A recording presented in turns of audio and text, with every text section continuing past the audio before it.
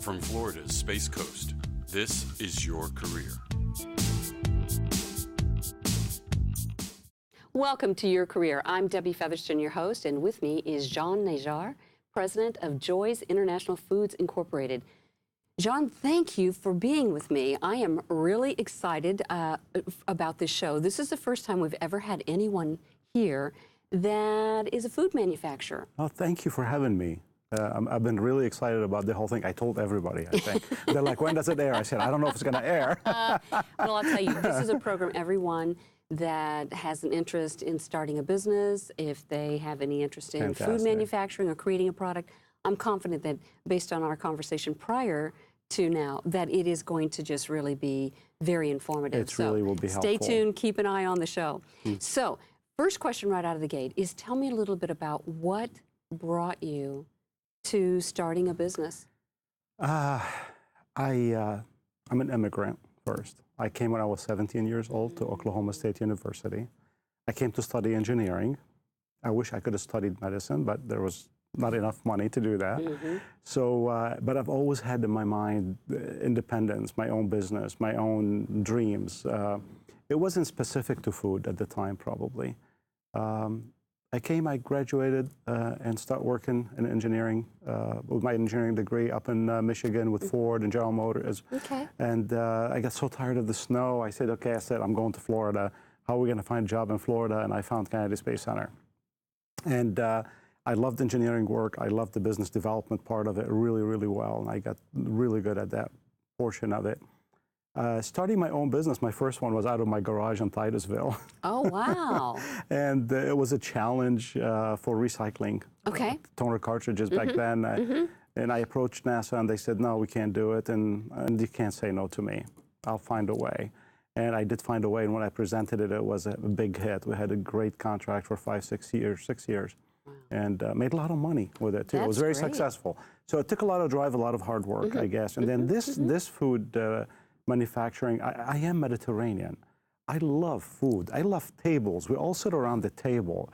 On Sundays, it was like the biggest day. We go to church, we come home, the men are grilling. Grandpa is bashing the garlic and the lemon juice and the oil and making this wonderful garlic concoction that I didn't know what to call it, spread, sauce, dip. It's everything. It was yummy. It's yummy. So when my daughter was born, Joy, before she was born, when I got married, there was 9/11, and I had a rough time getting back into the security areas in the companies I worked for, because I was working on commercial launches at the time. Okay. I saw the challenge and all of it, and I said, you know what, I need something secure now. There's a baby coming. So during this time, I had a lot of time on my hands, so I started making my grandpa's concoction of the garlic, lemon juice, and oil. And it's good to dip chicken, steak, put it on cucumbers, tomatoes, whatever. Better than mayonnaise for you, okay? I would imagine. So, and it's raw garlic, you know. So one of these days we had a party, and a bunch of my friends were there, and my wife had some leftover of the garlic, as my daughter Joy calls it, garlic joy. And so she put it on little sliced Roma tomatoes, and I looked and I see all my friends in one corner. I'm like, what's going on? I went to talk to them and said, what is this stuff? I said, oh, it's just garlic and tomatoes. No, there's nothing. Lebanese caviar. Okay, that sounds good. So party after party, then a friend of mine asked me to put it in a jar, and I said, oh, I'm not in that kind of business. And she looked at me and she knew that I was having a rough time getting back into the business development and proposal writing and shredding and all this kind of stuff. And she said, why don't you? And then I'm like, why not? Because I'd love to walk into a store and be able to buy this product. And that's when I started thinking about it. In 2004, I built the factory, and that's what drove me to it. And I felt like I'd be more secure. I'd rather make $1 like I was telling George and know that that's all I'm making. I'll live on $1 than make 1,000, and then tomorrow I don't have that. You know? Right. So that's what drove me to start my own business. So it sounds like the inspiration and the motivation was really blended here, because you had a need for security, because you had family, growing family at that. You were having difficulties getting back into the Space Center, which a lot of people have had throughout their career. Yeah, right? Not just Space Center. I mean, in other places, because I was working far away in Seattle and Washington and I was with Boeing, and you know, we were working on big government proposals, and then all of a sudden I couldn't because 9/11 happened because people from the Middle East bombed us, and then I was born in the Middle East. So even if you were blonde, blue-eyed, and born in Lebanon, which I met somebody like that, and his name was totally American, and he had the same issue. He was born in Lebanon, and it was like.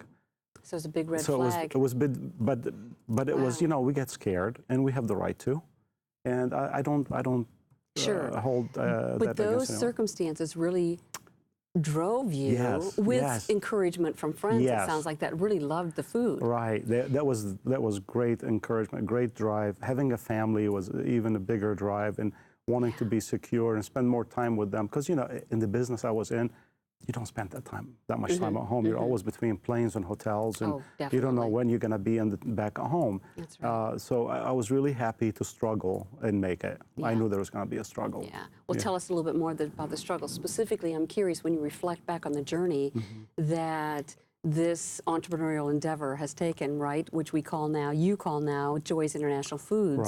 Right. What were some of the challenges that you had to overcome? The first challenge was I wanted to find somebody to make it. And I'm going, start looking all over, researching. Nobody knew what the heck I'm talking about. I'll show them the product. It's like, we don't know how to make this. I have no idea. Okay, I'm not going to teach you how to make it then. So that drove me to have my own facility. And develop my own equipment and my own processes and my own kitchen, basically. Well, that had so many more implications. Instead of using the money I had to go to the market with it, I had to go build a facility. And right after I did that, we got hit with 3-4 hurricanes, one after the other. So I'd make product, and I'll get up next day to go sell it, and we got hit with a hurricane. It went bad because it's refrigerated, no electricity, no product. And it was really challenging. I mean, it's almost like the first 5 months somebody was telling me, stop, don't do this, go do something else. But I was determined. Or how bad do you really want to? That's the question that comes in my mind, right? I wanted it bad because I really want to enjoy. I enjoy getting up in the morning and having a cup of coffee with my wife without having to rush, because I have to be at work to clock in at 8 o'clock. That's totally against my religion, you know? So having your own freedom means a lot. And again, you know, it comes at a price. It's not as easy to say, okay, I'm going to start a business, and you just get out there and start doing it. So some of the challenges were really the financial and you know, the environmental conditions. I mean, you're talking about 2004 when we had 3 major hurricanes come one right after the other. It was devastating. It was. The nice thing about it, these were the big challenges. And I thought really the big challenge will be getting into the supermarkets, because that's all I thought about, supermarkets. Where do you go shopping? A logical place to go. And so, contrary to my belief, that was the easiest part. Because once I got to the market, to the buyer, and they tasted it, and I told them we put it on rotisserie chicken or put it on just bread or whatever, they were like, oh my gosh, bring it over. So I did. It was easy. But then getting off the shelf, that was the hard part, because I'm not there at the store saying, everybody come over and taste it. Samples, they needed samples. And sampling costs a lot and it kept of money. going by. Yes. You walk into a store and I couldn't find my own product. You know, it was like, I know the label, I know the jar, I made it, I designed it, where is it? And it would be like, you go into any supermarket, just buried. 100,000 items. I mean, it's really huge, which I recognize there is a problem. And it took me about 2-3 years to really come to terms that this is a problem. We had already started distributing in the biggest chain in Florida, Kroger up in Indiana, Whole Foods, Costco's, and we're working, the factory's going, 5-6 employees, everything is going well. And then you realize, like, you know what, you're spinning your wheels. You have to stop back and think, and then have another action plan.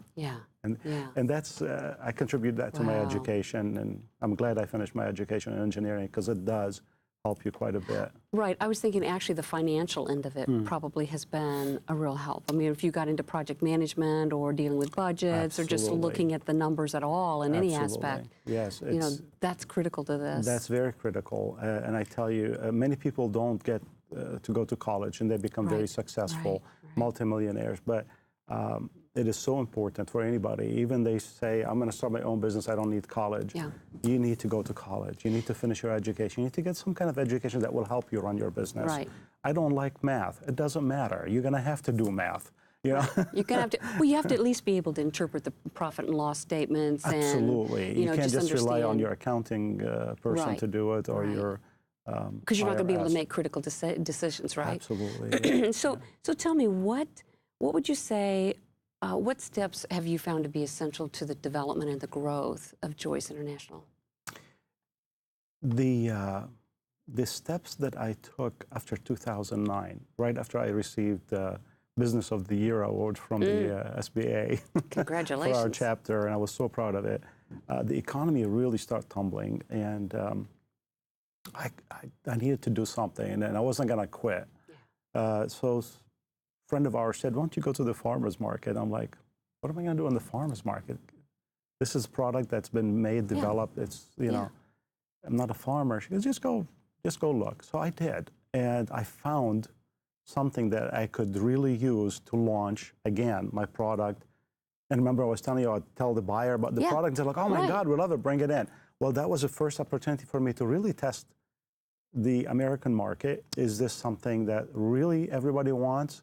And if it's not, what else can I do with it? And if this is not the product, what other product do they want? I'm not going back to what I was doing. Right. Okay. Right. And you're fully committed. You're invested. I'm committed. I'm invested. I got to make it. I want to have a vacation when I want to have a vacation. I want to be with my family. I want to see my daughter Joy grow, and I want to be next to her. You know. And so I found a parallel path to the one I was trying to go through, fighting like a salmon against the stream in these independent green markets that I had no idea they existed. Well, we didn't have any in Melbourne. I had to go to Vero Beach to have one. And then the next one was in Fernandina Beach, 4 hours away. Wow. But I was so committed, I'd get up in the morning and drive 4 hours to get in there and just sample to people and sell it. And that's when the light went on. I'm like, okay, all right, this is it. This is the path. And I met in these farmers markets so many people like me that were managers, directors, VPs of company. They're driving the Range Rover to the farmers market, loaded with whatever, broomsticks or whatever they were selling. I'm like, what are you guys doing? And well, we're trying to make a living. Yeah. And that's where I found the next step for my business. Finding people that want to do this, presenting good food, good, healthy, fresh made food, made handcrafted with small batches, that you feel so good about telling people about it, about the Joyce garlic, about the Joyce sauces. And then people feel so good taking it home, and within 5 to 10 minutes they make a meal. And their husband is like, what? Or their wives are like, how did you do this? Did you buy it? And, no, I really made it. It was only a few steps, 10, 15 mintes, and we're done. We have a good, healthy meal. And this way you feel like participating in making the meal. You're not buying it and taking it home. And it's good, healthy, no sugar added to the product, very low sodium. Well, it sounds like you have come up with a product that, you know, what the biggest challenge that it presented for you was, how do you get it out there and, you know, to the consumer? Exactly. Right? How do you get it out there? How do you tell the consumer about it when you don't have $2 million to back it up? Yes. That was the $1 million question. Right. Or $2 million. And it sounds like you found it through the farmer's market then. I did. It was fabulous. So what, tell us a little bit more about the importance of product placement and even diversification, because you were citing that you have more than one product line. Yes. Tell us about that in terms of, what's the importance of product placement and diversification of product to the success of the business? When I first started going to the big stores, we didn't know where to put the product. Was it in the deli? Is it in the produce? In the dairy? Whole Foods put it in the dairy, Publix put it in the deli, Kroger put it in the produce. And I'm going, this is good. I'll find out, test the market this way. Right. It didn't matter. As long as people found it and they knew what it was, they bought it. And the price really was no object to them. The diversification is what really I feel really made us successful. When I got to the market and I looked around, I saw there's needs for other things.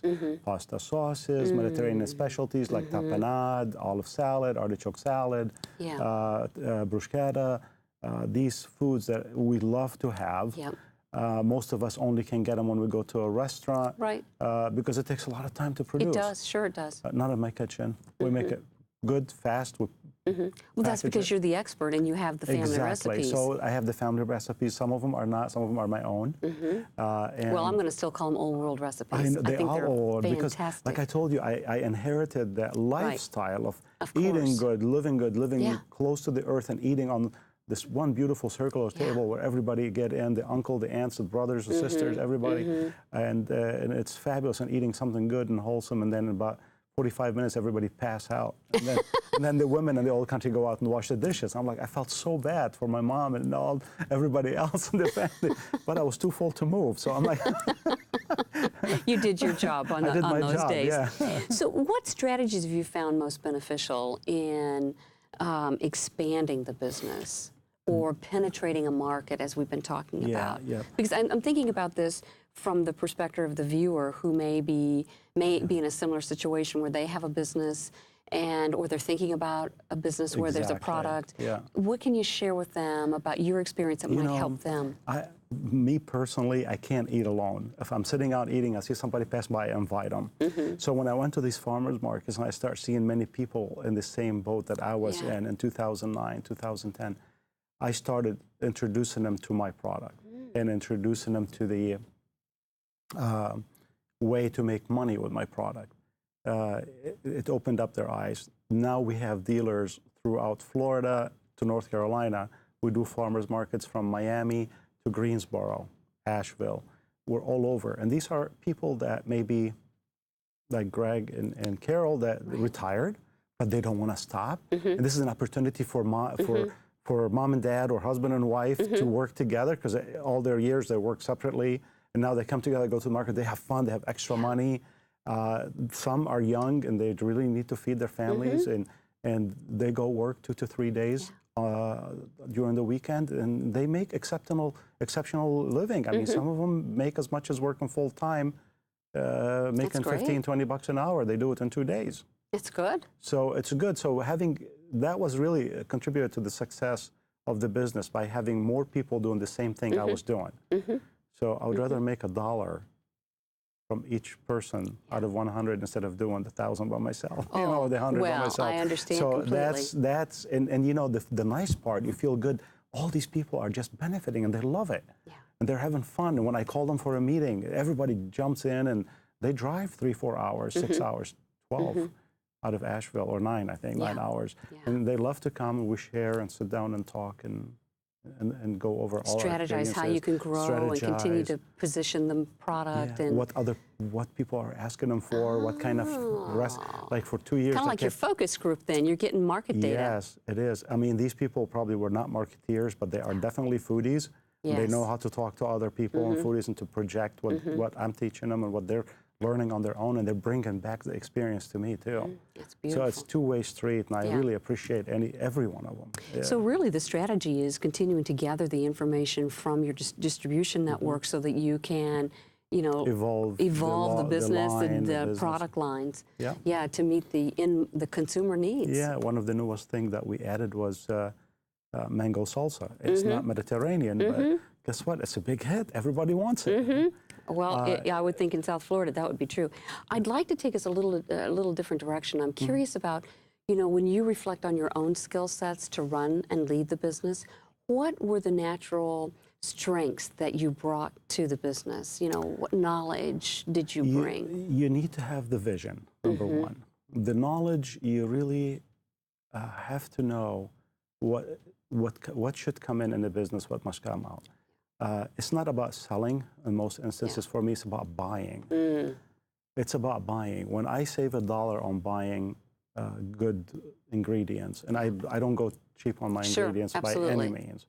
We probably spend more money on ingredients than 5-star restaurants. You have to learn, you have to know how to buy. You have to control your cost per case basis or per item. So, and I'm talking from overhead to manufacturing time to product packaging. So there's multifaceted things. You have the product, you have the packaging, you have the labeling, you have the time it takes to get it together, and any little mistake can cost you money. Yeah.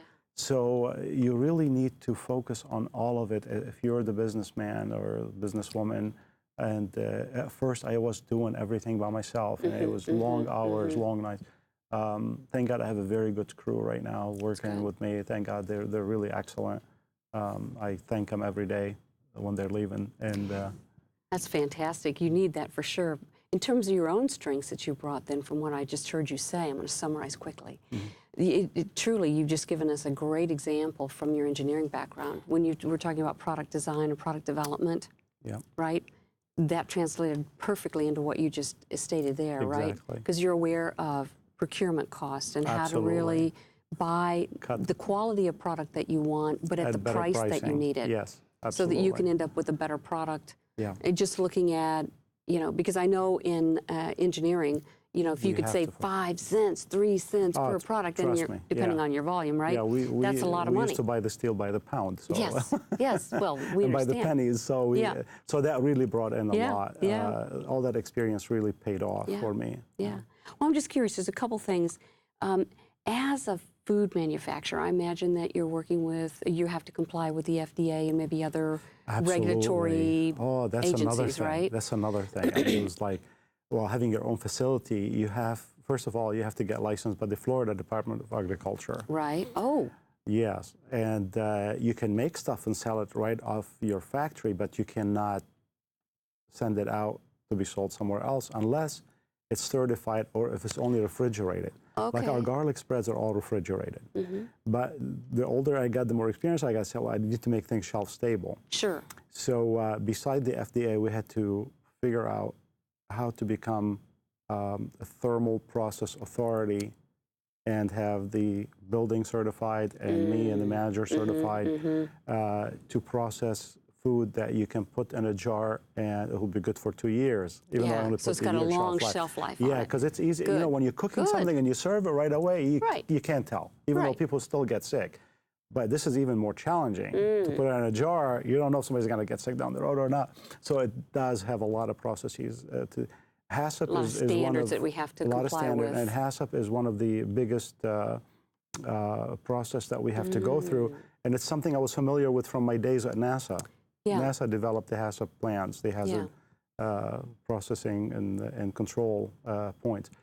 Other than that, when you start becoming a thermal manufacturer and you got a product going on the shelf, you need to tell the USDA. That's the FDA section of the USDA, even though our product is all vegetarian, vegan, So you have to tell them you got to fill out all these. Oh, what a cumbersome job to do. And they're very critical and they're very tough, and I'm glad they are. I am really glad they are. But that was a learning curve for you, I would imagine, in knowing how to work and putting systems in place to monitor and to verify compliance. It is very tough for people that have not been through it before. But going through college, I learned how to learn. I learned how to apply. I learned how to put processes together working at Kennedy Space Center or Honeywell or Boeing or any of these places. So really everything really poured in and helped. I'm curious, in the few minutes that we've got remaining, what words of wisdom might you give a viewer about who's considering starting a business or maybe has a product concept and they're just, or that it's a fledgling business? If they're not sure, they shouldn't start. They have to have a commitment. They must accelerate in what they do. If they don't know it, that's fine. Learn it. Don't just sit there and wait for it to fall from the sky. It takes a lot of hard work, a lot of commitment. You got to be relentless. You can't take a break. You got to work hard to prove yourself, and it feels good. That first dollar you earn makes you feel good. Second, if they're making product, people look at who's manufacturing gadgets, and they may go to China or anywhere else. I would say in the food industry the same. If you have some sauce you want to make, go to somebody who knows how to make it. Don't invest the money yourself in your own facility. It's going to take a lot of work. If I could have done just straight to the market and all I have to do is deal with that, and I tried, it didn't work for me even halfway through the years. it didn't work. I had to be in control because I am really picky on quality control. Quality control is key. That product's got to taste the same. It's got to be good. It's got to smell good. Even after I open the jar a year from now, I want it to smell the same way it's smelling right now and taste as good. So I found that hard to come by. But you can still find manufacturers. You have to set your specifications. You have to stay committed to producing good product. And get out there and do it. Just don't dream about it, talk about it. We all have ideas. Yeah. If you don't put them to work, you'll never know. Sounds like great advice and encouragement for people. You know, be committed to your ideas. But the thing I want to pull in from something you said earlier, have a clear vision. Exactly. That vision's going to give them a roadmap. Absolutely. And maybe keep, a fire lit under their feet. Right. For me, everybody asks me, what are you trying to do? I'm like, I want people to have a good meal when they come home. And they worked all day, and they want to prepare something good for their family, for their children, for their wives or husbands. They have 10, 15 minutes, and they can fix it. They can prepare it. And this is our food. This is our product. It's made, it's pre-cut, it's pre-cooked in small batches, so you can put it together yourself in 10, 15 minutes, and you're serving a meal that you could be happy about, proud, and serving and sharing to your friends and families. And also you feel good that it is good, healthy meal. Well, that's fantastic. I really appreciate you being here and sharing your words of wisdom and your story. This journey has been really encouraging and exciting. Well, on behalf of my guest and everyone here on the set of Your Career, thank you for watching, and remember, be career happy. More information about this program is available online at millermediagroup.org.